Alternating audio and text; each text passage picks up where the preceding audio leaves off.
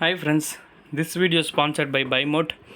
பைமோட்டில் உங்கள் வீட்டுக்கு தேவையான மளிகை பொருட்கள் நீங்கள் குறைவான விலையில் வாங்கிக்கலாம். இதில் வந்து பார்த்தீங்கன்னா உங்களுக்கு ஒவ்வொரு பொருளுமே டிஸ்கவுண்டட் ப்ரைஸில் கிடைக்குது. ஸோ நீங்கள் இதில் பொருட்களை வாங்குறதால உங்களோட சேவிங்ஸில் ஒரு பகுதியை கண்டிப்பாக மிச்சப்படுத்த முடியும் ஃப்ரெண்ட்ஸ். இதோட லிங்க்கை நான் டிஸ்கிரிப்ஷனில் கொடுக்குறேன், தேவைப்படுறவங்க யூஸ் பண்ணிக்கோங்க. இன்றைக்கி நம்ம வீடியோக்குள்ளே போகலாம். இன்றைக்கி நம்ம பார்க்க போகிற டாபிக் பார்த்திங்கன்னா அச்சுறுத்தும் உண்ணி காய்ச்சல் தமிழகத்தில் அடுத்தடுத்து பலருக்கு பாதிப்பு. அறிகுறி அண்ட் சிகிச்சை என்னென்னு பார்க்கலாம். பருவமழை மற்றும் குளிர்மழை காலத்தில் பொதுவாகவே மாநிலத்தில் பல வகை நோய் பாதிப்புகள் ஏற்படும். சில நேரங்களில் இதுபோல் பரவும் மர்ம காய்ச்சலால் மிக மோசமான பாதிப்புகள் கூட ஏற்படும். இதற்கிடையே திண்டுக்கல் மாவட்டத்தில் திடீரென உண்ணி காய்ச்சல் பரவுகிறது. ஏற்கனவே கடந்த ஆண்டு 2 இதனால் உயிரிழந்த நிலையில் இப்பொழுது மீண்டும் 8 பேருக்கு உண்ணி காய்ச்சல் பாதிப்பு ஏற்பட்டுள்ளது. மழை அல்லது குளிர்காலம் தொடங்கிவிட்டாலே கொசு தொல்லை அதிகரிக்கும். இதனால் டிசம்பர் ஜனவரி மாதங்களில் பொதுவாகவே பல்வேறு வகையான பாதிப்புகளும் பரவும். தமிழ்நாடு அரசு சார்பில் இது போன்ற நோய் பாதிப்புகளை தடுக்க தொடர்ச்சியாக பல்வேறு நடவடிக்கைகளும் எடுக்கப்பட்டு வருகிறது. ஆனாலும் தொடர்ந்து மாநிலத்தில் டெங்கு உள்ளிட்ட நோய்கள் திடீரென பரவி வருகிறது.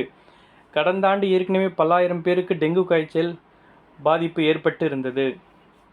கடந்த ஆண்டு இறுதியிலே மாநிலத்தில் உண்ணி காய்ச்சல் பரவிய நிலையில் இதனால் உயிரிழப்புகளும் கூட ஏற்பட்டது. இதற்கிடையே இப்பொழுது மீண்டும் திண்டுக்கல் மற்றும் சுற்று வட்டார பகுதிகளில் உண்ணி காய்ச்சல் பரவி வருகிறது. திண்டுக்கல் பகுதியில் இப்பொழுது இதுவரை 8 பேருக்கு உண்ணி காய்ச்சல் உறுதி செய்யப்பட்டுள்ளது. இதையடுத்து அவர்கள் திண்டுக்கல் மாவட்டத்தில் உள்ள அரசு மருத்துவமனையில் அனுமதிக்கப்பட்டு சிகிச்சை பெற்று வருகிறார்கள். அங்குள்ள வேடந்தூர், நிலக்கோட்டை, நத்தம் உள்ளிட்ட பகுதிகளிலும் உண்ணி காய்ச்சல் பரவல் ஏற்பட்டுள்ளதாக கூறப்படுகிறது.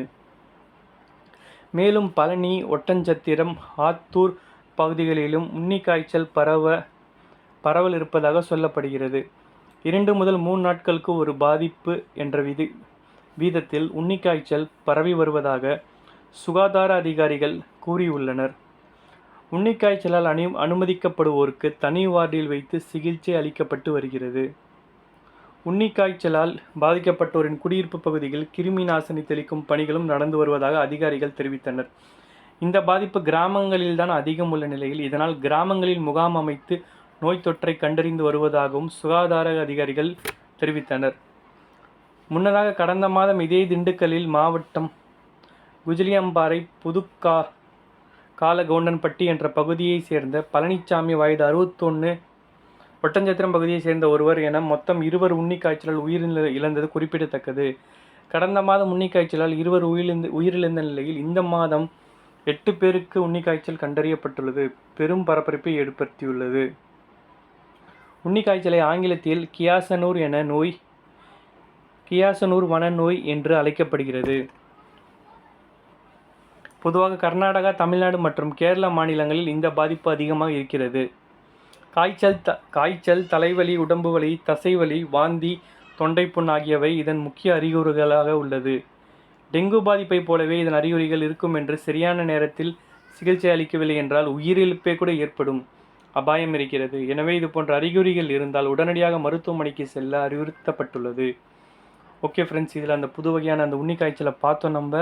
ஸோ இது வந்து பார்த்திங்கன்னா நீங்கள் கேட்டதோடு இல்லாமல் மற்றவங்களுக்கு ஷேர் பண்ணுங்கள். இந்த மாதிரி அறிகுறி இருக்கவங்கள கண்டிப்பாக உடனே நம்ம கவர்மெண்ட் ஹாஸ்பிட்டலுக்கு போக சொல்லுங்கள் ஃப்ரெண்ட்ஸ். இதுதான் நான் உங்கள்கிட்ட கொண்டு வந்து சேர்க்கணும்னு நினச்சேன். தேங்க்யூ.